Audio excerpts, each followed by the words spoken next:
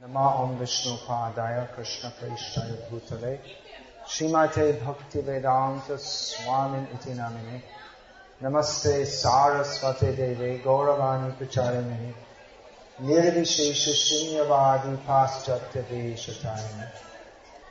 Here we have the rather strange situation of a school with a Sanskrit name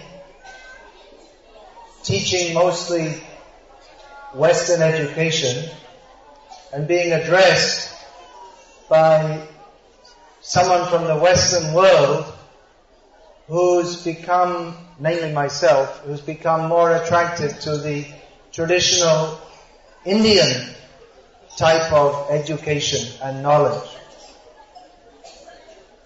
Maybe you've heard of Andha Pangunyai, or the idea of putting together a blind man and a lame man. If a blind man and a lame man, they want to go to a place, the blind man can't go because he doesn't see where to go. And the lame man can't go because he can't walk. But they can combine if the lame man is carried by the blind man, and the lame man gives direction. You go here, go there. Then together they can both reach the destination. So our most worshipable spiritual master, Srila Prabhupada, often used this analogy to say that the Western world is very strong in material advancement, in technology. But spiritually, it's blind. Whereas India has got spiritual vision, but technologically lagging behind. So if the two combine together, then they can both reach the goal.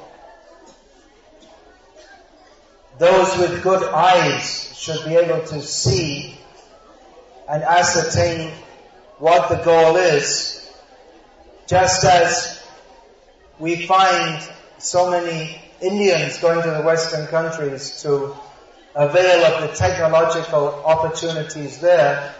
More and more we are finding Western people looking to India for spiritual guidance, and we would hope that students of Sri Prakash Vidya Niketan should be competent not only to catch up with the technical knowledge which has largely been developed in the West, but also to give the spiritual knowledge which is the traditional wealth of India. India was exceedingly rich, even materially. Otherwise, why were the British, the Portuguese, the Dutch, the French, they were fighting with each other for the right to come and exploit India?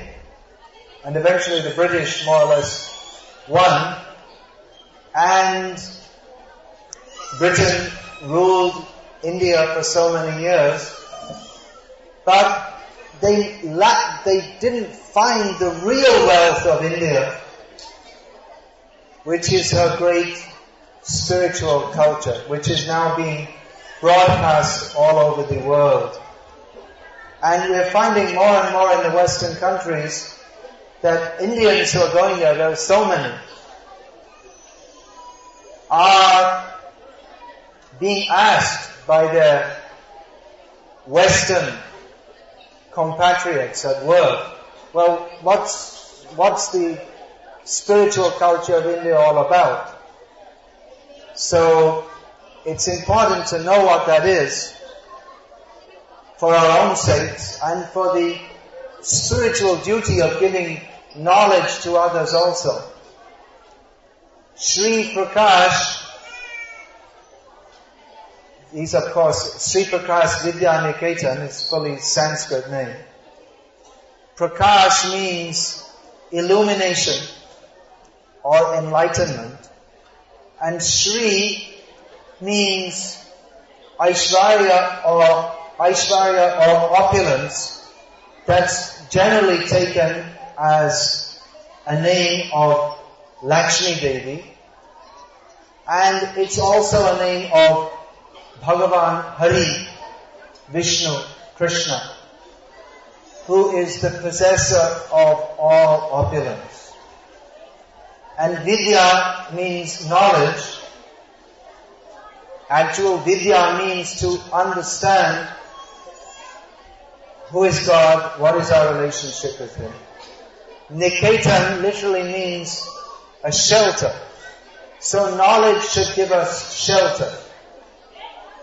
Knowledge is not meant simply for giving us the abilities to compete with others, but the highest knowledge gives us shelter. When we understand that we are sheltered at the lotus feet of Bhagavan Hari, then in this material world, which is full of distress, full of disturbing situations, we can always feel peaceful if we have the knowledge that we are sheltered by Bhagavan Hari. So the highest function, or the true function of Sri Prakash Vidya Niketan should be to give that knowledge which gives us shelter and illumination, knowledge of the supremely opulent personality of Godhead, Hari. So please try to understand this knowledge. The whole world is gradually becoming more and more interested to understand what is this Krishna consciousness, this actual treasure of Indian culture. There will be some, or I saw there was some Carnatic dances and music.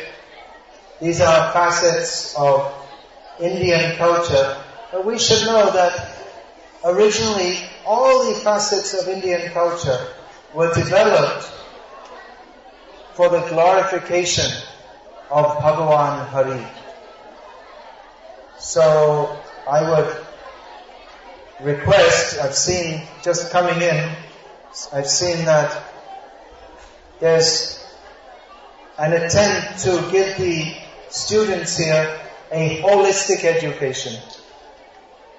And I would suggest that holistic education could be whole in the fullest sense of the term if the students are trained with that knowledge which can give them the greatest shelter and the greatest illumination, that knowledge of our relationship with Bhagavan Hari, Narayana, which is so much needed in the modern world, where we find so many otherwise brilliant students, their lives are spoiled by, we heard about hypertension, by depression, by schizophrenia.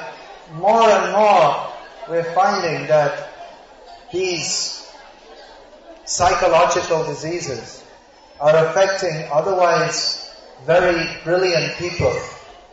So we can be free from all mental disturbances if our mind is peaceful at the lotus feet of Krishna.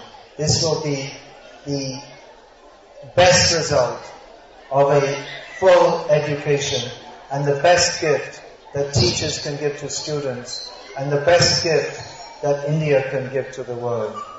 Hare Krishna.